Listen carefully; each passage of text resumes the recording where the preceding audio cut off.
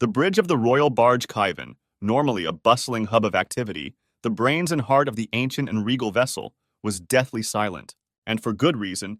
The emperor himself stood at the podium of command, and he was not in a good mood. Nope, not in a good mood at all.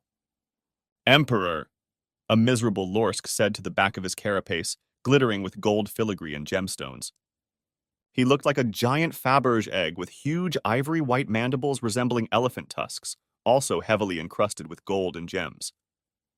Why wear a crown when you can be one? The emperor said nothing. He just scuttled on his four massive and gold-encrusted legs so as to fully turn his back on the miserable being behind him, embellished in silver and polished titanium. Emperor, silence. Father, please. The emperor heaved his rhinoceros-sized bulk in the equivalent of a sigh. He couldn't bear to look at his firstborn, the crown prince of the Lorsk Empire, and a fucking idiot. He couldn't even look at his son without being overwhelmed by anger, grief, and guilt. Do you have any idea what you have done? He finally said, his back still turned. I still stand by my actions, his son exclaimed, his mandibles twitching in righteous anger. Your actions? Your actions? The emperor shouted, finally scuttling around to face his son, enraged. Your actions were those of an entitled fool! Father, the crown prince exclaimed, there are commoners.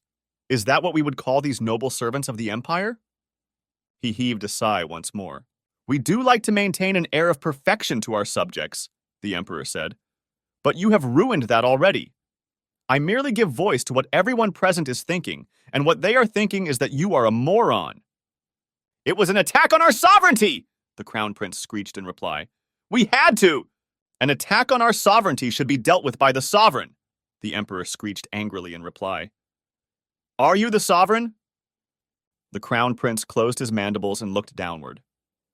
And you never will be. Father! You are unfit to rule, to guide, to protect, to bear the burden imposed by the will of the divine. No. You are the crown prince no longer. That falls to your sister now. You can't! You are the greatest fool in 100 generations!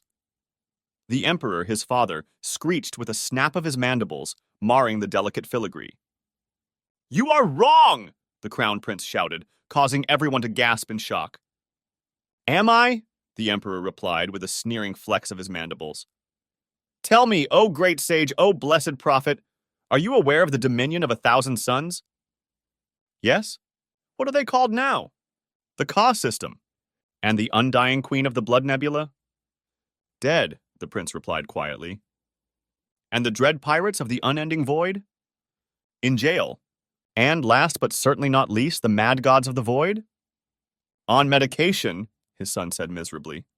And, O great admiral, exactly how were those medications applied? Fath, emperor? Into which orifice were they inserted? That's right. You just picked a fight with the only species in the galaxy to develop an FTL suppository. But they dared to lay claim to our territory. What was I supposed to?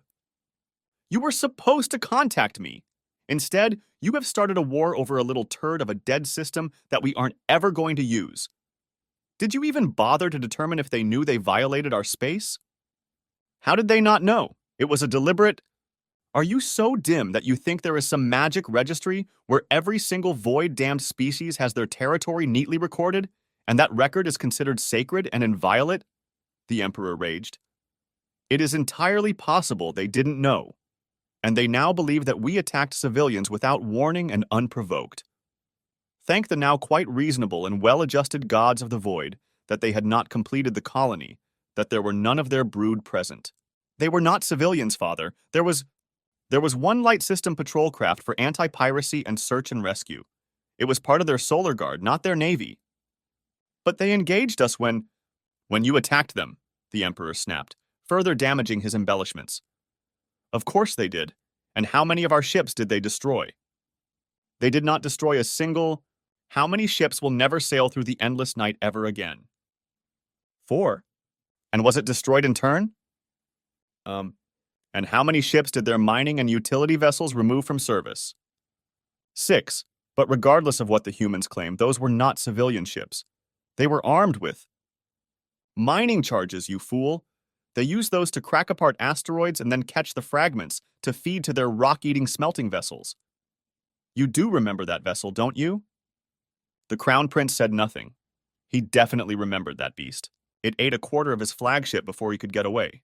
The hatch to the bridge opened, and a smartly embellished Lorsk entered. "Excuse me, Emperor," she said. "The test you ordered has been completed." "And? Emperor? Out with it." "Yes, Emperor. Crown Prince Clevan is indeed your progeny."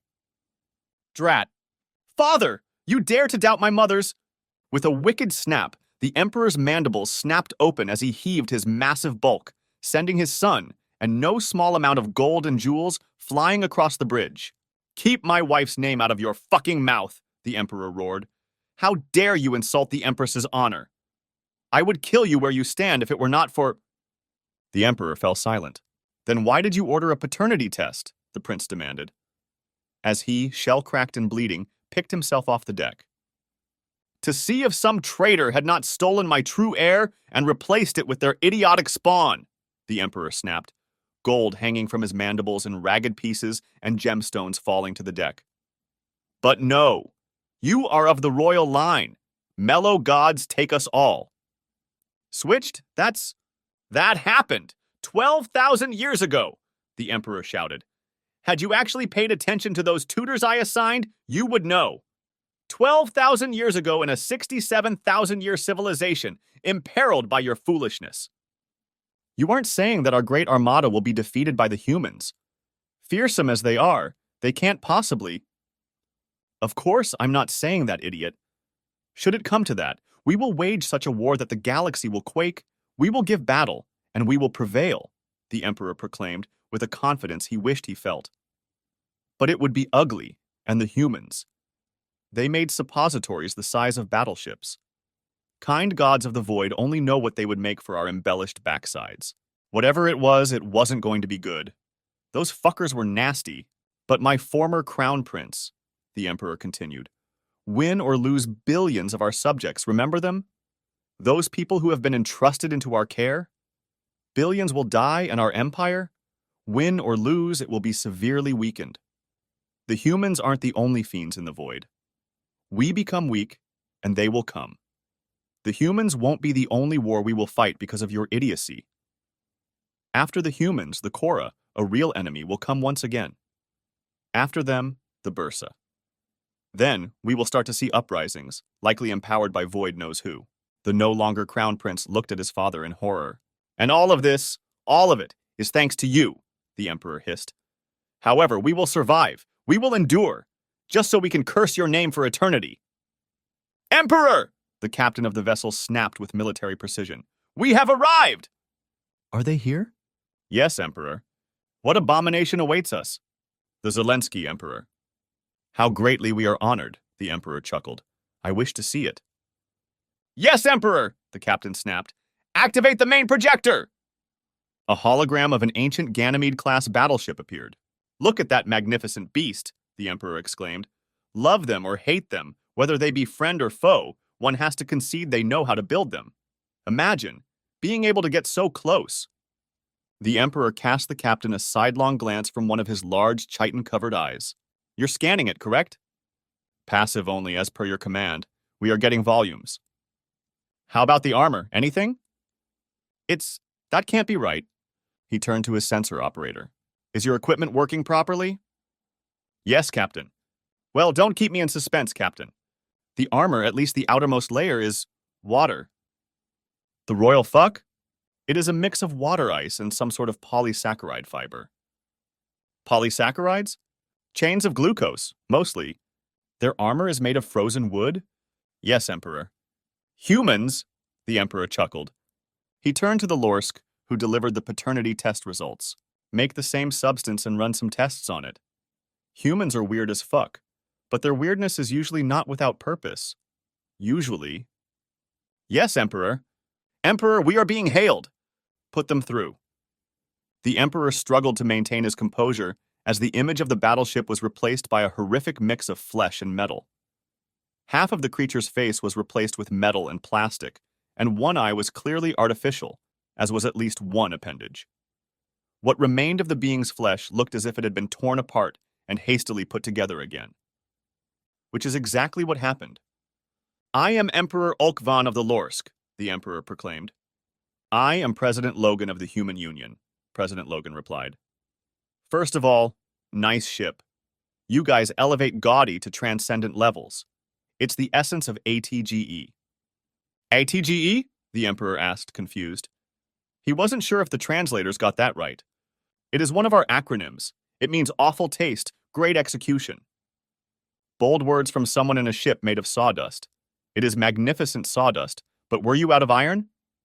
If so, we can send you some. It isn't expensive. President Logan laughed and then paused. I like you. Pity it is under such circumstances. Indeed, the Emperor stated. Firstly, I wish to earnestly apologize for any loss of civilian life. Well, any life. That is inexcusable. I understand you place great value upon your civilians. His son started to speak but thought the better of it. He was stupid, but not that stupid. We do. However, these were contractors. They knew the risks. Contractors? Independent businesses or individuals who, in this case, agreed to undertake a difficult task in a hazardous environment. They willingly risked their lives for truly astronomical amounts of money. Ah, a Carroll, a technical mercenary. Pretty much, President Logan replied. While we are definitely not happy, it isn't the same as attacking an established colony. They were civilians, but in name only. President Logan paused for a moment. And I suppose we need to apologize for not contacting all neighboring civilizations, even ones that were considerably distant. The Human Union views this as an unfortunate incident, not a declaration of war. So, the Emperor said, we're good? Provided our terms are met. The Emperor bobbed up and down in a nod. All human prisoners and any captured equipment and the one mining vessel we disabled will be returned along with appropriate compensation for any damage or loss of life. He sighed a pained sigh. And we will hand over the individual responsible for the attack. Father, no!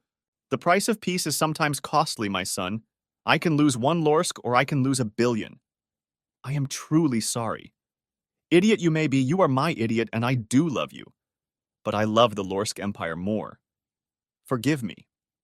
As his son wailed as he was dragged away, the Emperor turned to the President. What will happen to him?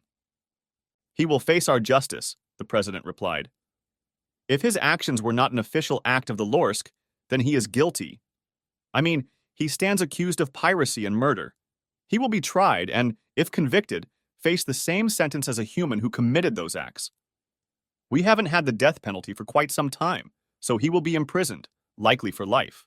He is to receive no special treatment. Honor demands it. He won't, President Logan said firmly. The Emperor looked away as he gathered himself. Is it possible to send him gifts or otherwise aid him? I know in our prisons the families can. The President smiled gently, or he probably did. His face is fucked up. War will do that to you. You can after a fashion. There is an account that you can deposit funds into. They will be available to him to purchase items approved by our prison system. Can I visit him? Of course. And that's why they call me Your Majesty. A battered and muscular Lorsk laughed as he reclined on the bare concrete floor. So you really are royalty, a tattooed, muscular, and wicked-looking woman in the quilted undergarment that served as the base layer of the protective armor needed outside on the hellish dirtball they were on this year. She pressed a nail gun against the Lorsk's shell and fired another nail into his thick carapace, part of an intricate design with both Lorsk and human characters. When polished with a buffing wheel, it would look quite nice. And it was determined that a lifetime of labor building the exact thing I destroyed would be what you humans call poetic, and what I call you all being assholes once again. The human laughed and drove in another nail. Sucks to be you, the woman snickered. It's strange, the former prince said as another nail was driven home. I am actually happier here than I ever was as a prince. Bullshit. As a prince, I was in many ways more constrained. Honor, duty, impossible standards to meet. A brilliant father and sister against whom I always fell short. Because I am a moron. You don't have to tell me. Fuck you! The former prince now called Your Majesty, or just Maj among his many friends. What you call prison, I call freedom. You been drinking paint stripper again? The woman asked. I still can't believe it doesn't kill you. I especially enjoy the stuff in the red bottle, Maj said. But think about it. The man don't hassle us down here. No way they are setting one foot on this shit heap until we are done. They just drop off supplies and fuck off. You trustees run the show, and you guys aren't that bad as long as I pull my load. Well, except for Donald. He was an asshole. Yeah, the woman said, as she pulled out some bronze brazing wire and a hammer. Pity what happened to him. A real shame. Truly tragic, Maj snickered. But you know what they say? Snitches get run over by an earth mover. Ha! The woman said. Now hold still. Epilogue. Sister! Maj exclaimed, beside himself with joy, as he jumped out of the shuttle at an orbital platform, orbiting yet another toxic world. His sister gasped when she saw her brother, or what was supposed to be her brother. What rushed to embrace her was scarcely recognizable. His carapace was deformed, warped by the bulging muscles underneath, crazed with cracks, and decorated with strange, barbaric runes, mostly in some unknown script, assumedly human. The ones she could read, she wished she couldn't. One of his arms was missing, replaced by a ghoulish, undead contrivance of metal and plastic. He looked like something right out of the history books or one of those silly holovids, except this wasn't makeup. Cleavan? She asked as the strange and monstrous thing grabbed her. I haven't heard that name in decades, he said. I'm Maj now. He paused. I'm sorry about Dad. Dad? Sorry, Maj said. It means father. I hope his passing was as peaceful as his reign, he said, trying to adopt the way of speaking that had been abandoned long ago. It was, his sister the Empress said. He thought of you often and spoke highly of your adventures, though they could scarcely be believed. In fact, I thought that you were embellishing your accomplishments as you once did. She looked at her brother again in pure disbelief. Until now. I treasured each and every missive, Maj said. They mattered more than you can ever know. Oh, I managed to watch your coronation. Little Miss Prissy Pants cut quite the regal figure. Prissy Pants? I'm proud of you, you know. What you have accomplished already. I'm glad you are finally normalizing relations with these humans. They are fuke. They are difficult, to say the least, but they are great people once you get to know them. That is partly why I am here, the Empress said. In addition to meeting with President Rodriguez to formalize the treaty, I came to see you. Ah, that is so nice. It's great to see you, sis. I mean Empress, he said happily. I'll be direct, the Empress said. We are establishing an embassy on Earth, and we need an ambassador, someone familiar with the humans and their cust. I'll stop you right there, sis, Maj said. No. But I will have your sentence commuted. You will be free. No, I won't, Maj said. I take that job and I won't be Maj anymore. I will be Cleavan, the fool, the fallen prince chained to a diplomatic post as far from the palace as is possible, a dishonored exile. No, brother, it's not like that. To you, perhaps, but to every other Lorsk? Besides, look at me. Look at what I've become. Can you imagine? This, he said, gesturing to himself, embellished in silver? I would be a freak, a dishonored, mangled freak, a figure of pity and dishonor. Down there, I have hardship, so much hardship, but I have honor. Not only an honor, but respect. Something I never had in the Empire and never will.